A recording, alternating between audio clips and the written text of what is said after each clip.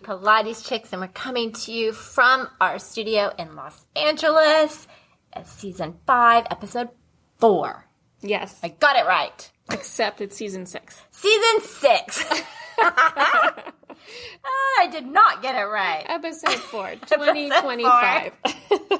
It's Friday, and we were talking about souffles, so our mind went off to Dessert souffles. Okay. Specifically dessert souffles. Dessert souffles. So we are talking about, and this actually was one of the questions that we did not get to. Yeah. In our yearly for 2024. Yeah. Last season, end of the year Q&A, we had so many great questions that we had to pick a few for timing. Mm-hmm. And then we said we would get to other topics this season. So we are. Yeah. And this is one of the questions, the question was, when do you know it's time for continuing education? Yeah. So it's kind of like, what are the signs that tell you as a teacher, oh, I really need to do some continuing education now? And we are firm believers in being certified, in PCP. Yep. Doing your continuing education. To get your CECs. To get your CECs every 2 years. And we'll talk about why we think that's important. But we just want to say that right out of the gate. Yeah. It's very important. So the signs for when you know. Because for us, it's kind of like it's just a thing we do. Yeah, I mean, the first thing is, it's always a good time. It's always a good time. To keep learning. That should be our quote for this episode. Yeah. It's always a good time. It's always. Because for us, we do just enjoy continuing to learn and hearing other people's points of view and diving deep into different subjects and topics. So for us, it's really just kind of inherent of what we like. But it keeps us engaged as teachers. Yeah. I feel curious, interested. Yeah.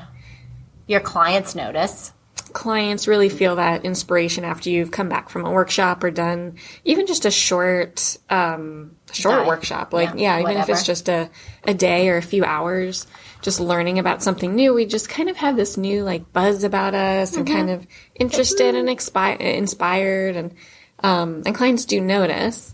But I think one of the most, like, obvious signs, it's like, yeah, I need to get some continuing education going, is those classic signs of burnout. Boredom, irritability. You're just kind of like, it's almost like you're driving to a 9-to-5 job. Yeah. You're like, this is just what I do. Same thing all over again. Yeah, that's kind of classic. Like, oh, yeah, you definitely need to do some continuing education. Yeah.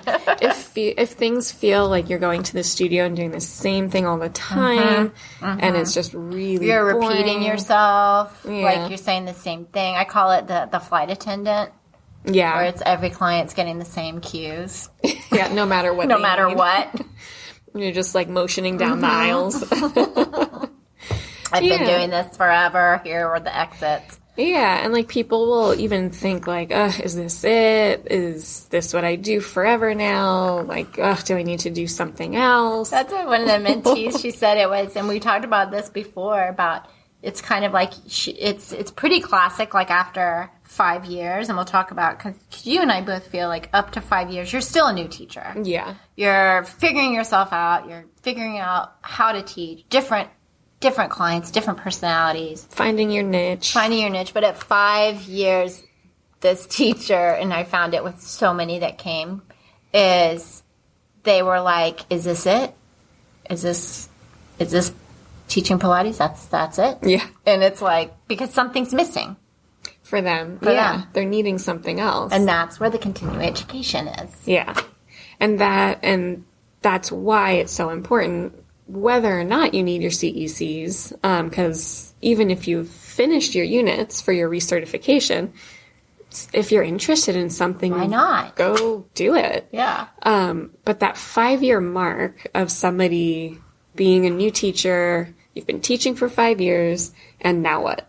And now what? Because they're kind of like, okay. We're still doing the same thing. What's next? Yeah, because it's kind of like you said, you've gotten, okay, yeah, I've dealt with all these clients, I kind of figured this out, I've got this confidence, I'm this teacher, and then it's like, is that it? Yeah. Because so you've had, at that point, you're comfortable with the choreography, you're comfortable with issues, dealing with client issues, different business issues. You know, there's a lot that we've learned in that period of time. You probably taught at more than one studio, hopefully. Yeah, probably experienced different types of studios, different types of teaching environments. So there's so much that we're learning in those first 5 years. And for me, at that 5-year mark, that's when I actually went and did my master's program. Yeah, because you were that's what inspired me. Something else needs to happen. I wanted some more learning. There were certain things that I wanted to learn about, and I had a specific area that I wanted to study more in. And so if certain people, if they're like, again, like, what is that next thing? Maybe you don't know what that area of study is that you want to do, but then you can go on the MPCP website and you can look at different things, the workshops that are available. You can look at different teachers that you follow on social media, even though it's not always the best route. But if there's certain teachers you trust and you know their expertise that are offering workshops, go take some of those. Yeah. And for me, it was kind of like, I had done, because you probably were the same way, it's we're a new teacher, and I would go to the PMA every year, and those are short little workshops, kind of little tastes of things. Yeah. But I made a conscious decision, I wanted to study with some of the elders. So I went for long trainings with different teachers to learn Eve Gentry's work, to learn Corolla, to learn, whatever it was I wanted, so cool. Which was so fun. And instead of just doing the little 2-hour workshop of this, getting to really dive into the thought process. So that fed for a while, and then you just kind of figure out, okay, this is the route. Oh, this is nice. Okay, here we go. But it's kind of figuring out what feeds you as a teacher. Yeah, because again, that can be so different for everybody. And it changes over time. That's true. Yeah. Yeah, your focus can change because, when we're newer teachers, so let's say if we're now past that 5-year mark and we've kind of started gearing ourselves like, oh, this is kind of the specialty I want to focus on. But then we get introduced to some other stuff. Yeah. And then that's even just more inspiring. And then you just keep adding to that tool belt. Yeah, and I like that because I tell my students all the time, it's like, what's missing in your toolbox or what's missing in your client's toolbox? And it's kind of like figuring out every year for me, it's like, it used to be every year I'd have to look, like you talked about, this was before social media, and I'd have to go on the websites and look at or, figure out what was my study going to be that year. And it was like, I'm going to study this year. And it might be, like I talked about, Eve Gentry or whatever it was. Yeah. But you and I both talk about, so if you looked at our probably folders on our computers that have our little certificates of CECs, like when the MPCP, they sent one, because I'm due, I think, in June, but they send it out pretty early. Yeah. So that you have time. Yeah. And so I'm kind of like, oh, okay. But we've done over what is needed. More units, yeah. So it's kind of like, well, which ones should I choose to submit? What should I submit this year? Yeah. So it's kind of like, so there's no you can just do what your, 16 is. Yeah. No, if something speaks to you, do it. Yeah, definitely. Because it just continues that inspiration. So you never quite get stuck in that rut. Yeah, I feel like it keeps you out of that feeling lost, feeling disconnected.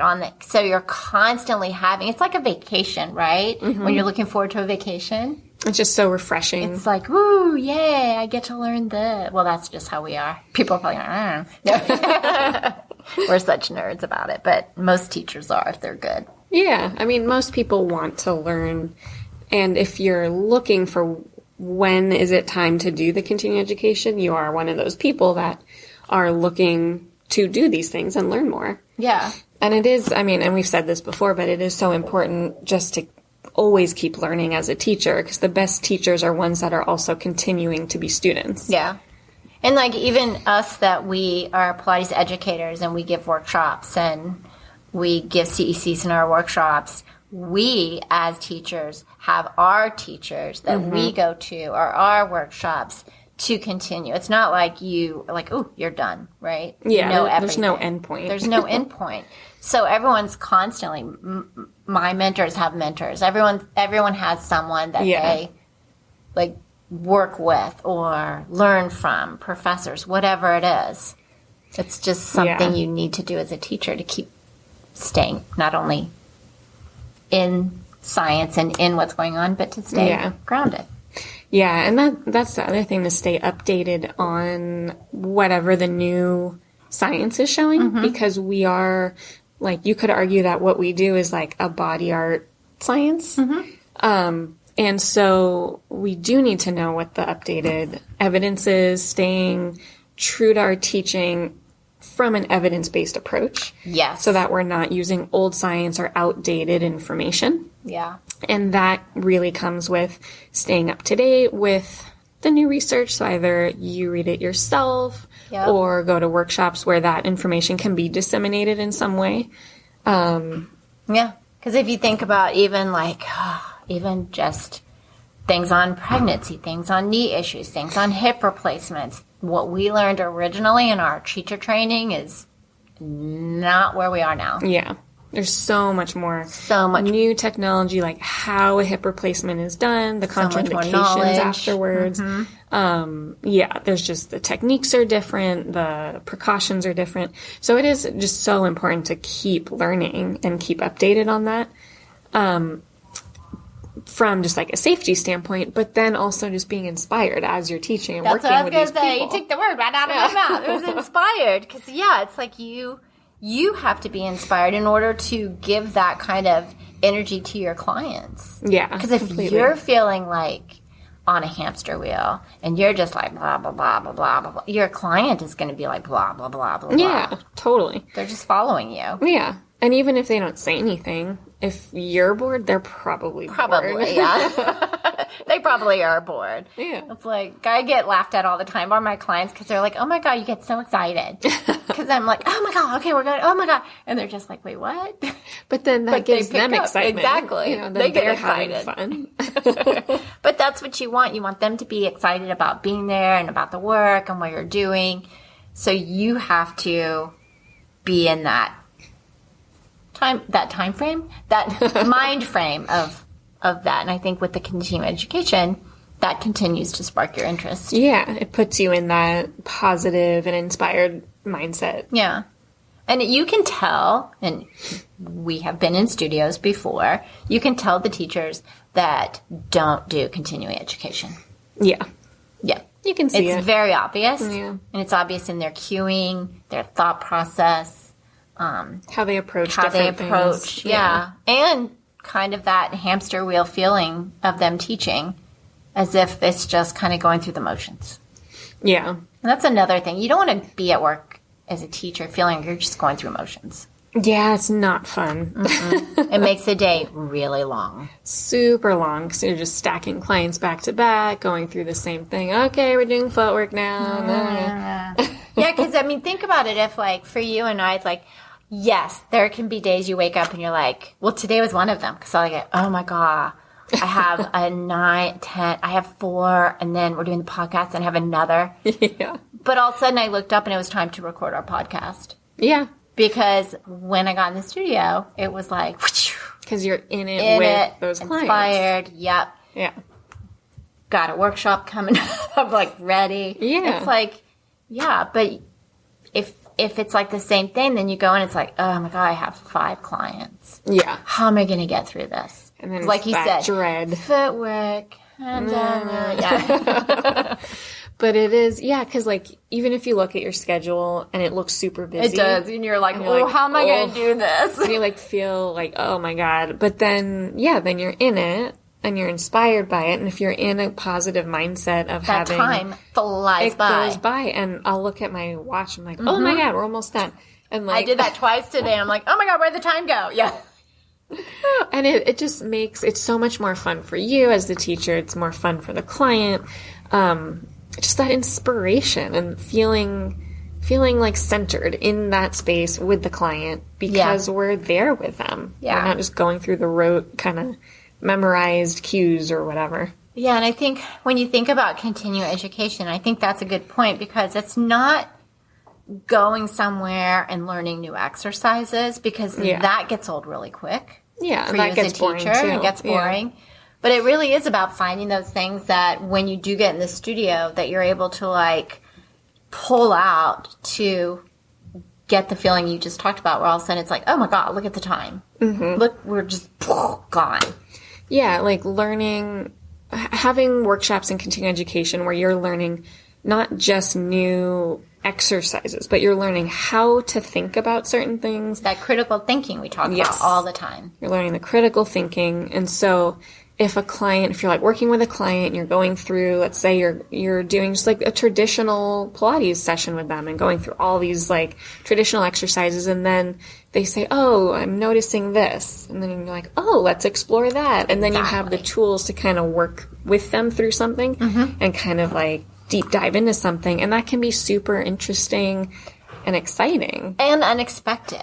Yeah. Like, that's what I love about, if you think about that critical thinking and continuing education of what feeds into your toolbox so much, is that you go in with this client thinking, okay, here we go. Like, that might be it. But then it's like, ooh, look, ooh, here we go. And then it's like this exciting little journey that you're like unexpectedly going on.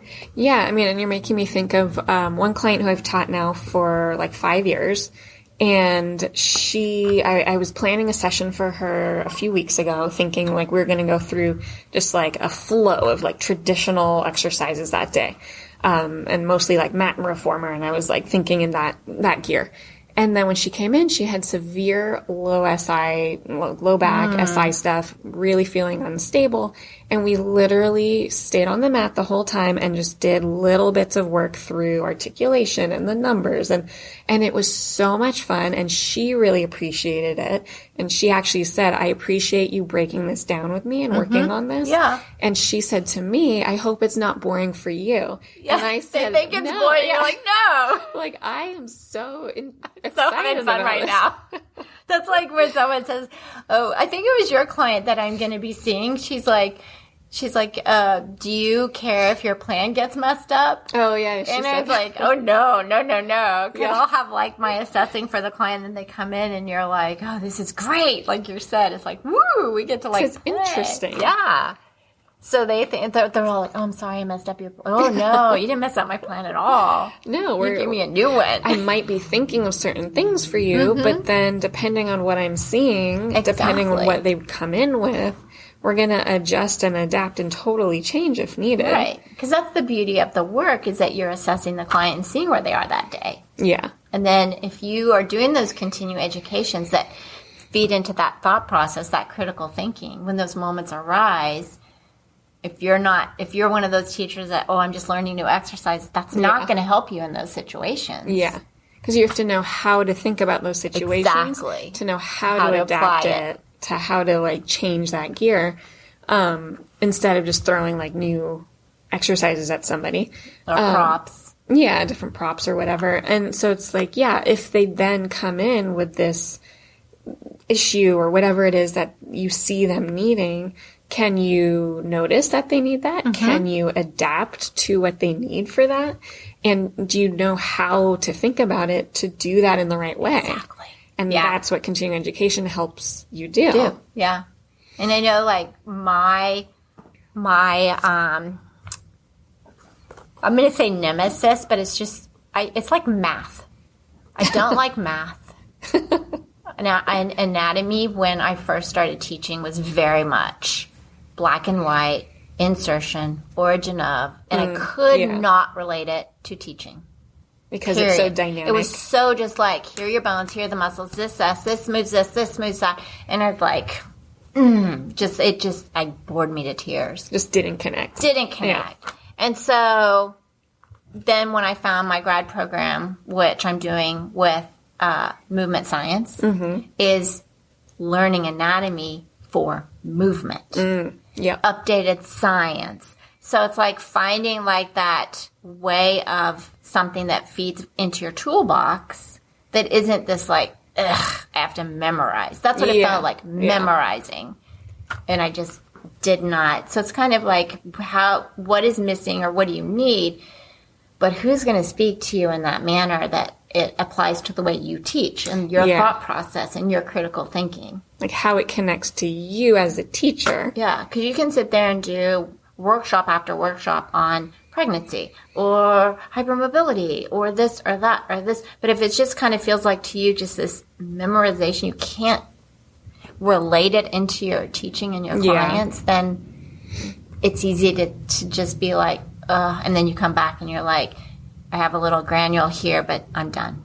Yeah, it's like I didn't get much. I didn't get much. It. Exactly.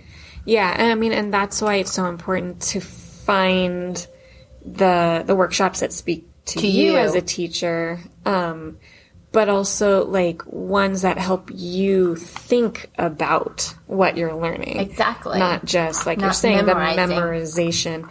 Because you can memorize every single origin insertion. Oh yeah. And plane of movement. But how does that help the client? Yeah. Right. It's like you need that knowledge, obviously, like the basis. You need a base of that knowledge. So when they say I had my hip replaced, you know what a femur is. You know? Yeah, you know what these things are.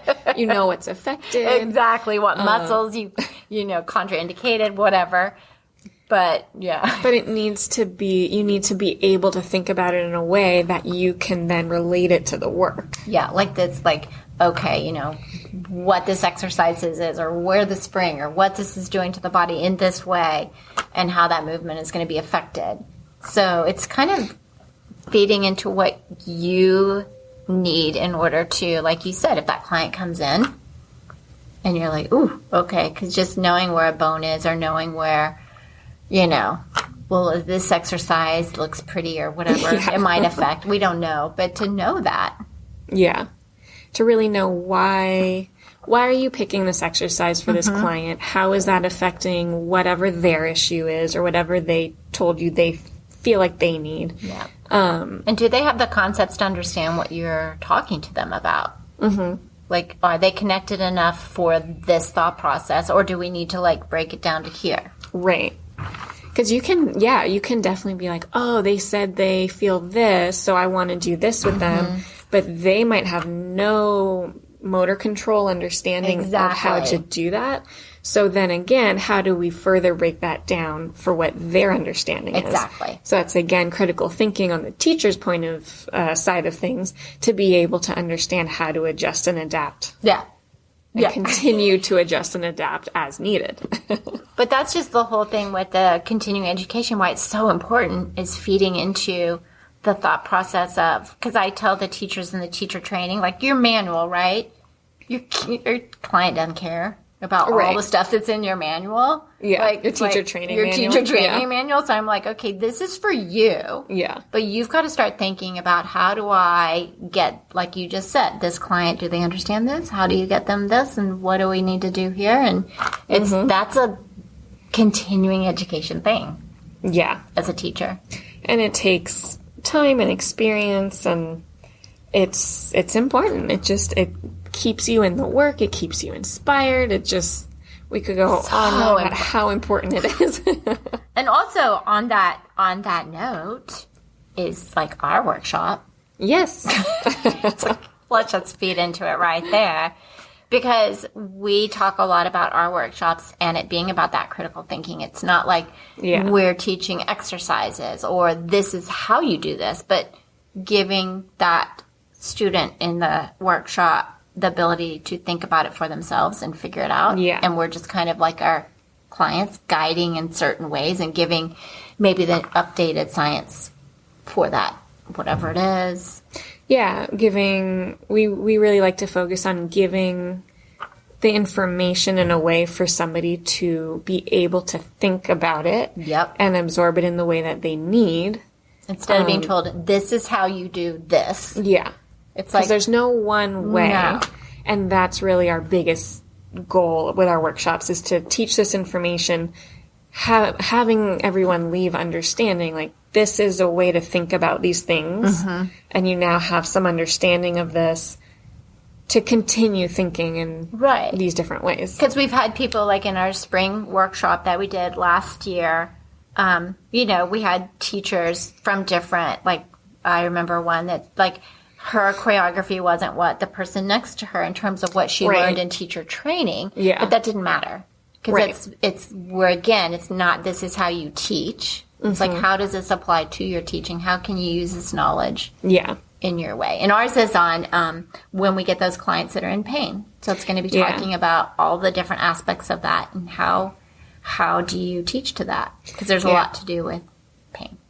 a lot. So we'll talk about what pain really is, different types of pain, and then how to navigate clients coming in pain. Or maybe they have that fear because maybe they have that issue that maybe the nerve calmed down, but they have that fear of, ooh, if I do that, it might flare back up. Of like previous pain. So maybe they're not in pain now. Like that client I was talking about that wouldn't move forward because of that fear. And how do you work with them? And how do you move forward with them? Yeah. Yeah. So that's May 31st. Yes, it is. Yay! And it's here actually in LA. At our studio. We will have CECs for it. You can check it out on our website. But we kind of like our CECs that we give in the workshops to kind of be like what we enjoy in terms of learning. Yeah. And not just being about, oh, this is how you do this and this is what you need and this is checking it right off. And this is wrong. Yeah. Really, how do you think about these things? How do you think about these topics? What do you need? We gear it around like the people who are here. Yeah. What do you need to understand this? It's a conversation. Yes. Like the people that we like that are with us in the space, it's like have that freedom to go, well, what about, or I have this, or what is your thought? And it's like opening the doors for people to have that conversation. Yeah. And not just be lectured to for forever. Yeah. For hours. Which is, it goes to connect right into how we teach our clients about, you know, our sessions and our cueing is a conversation. Exactly. So cueing is a conversation. Same thing. These workshops are a conversation for people to learn how to think, learn about the topic. Yeah. And feel inspired.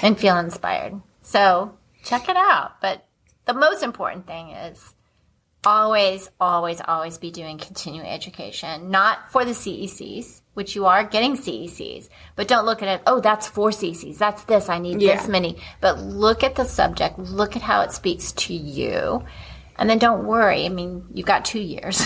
Yeah, to recertify. We go way over all the time. Yeah, and if something sparks interest, look at it. Dive into it. It is always a good time to keep learning. Yay!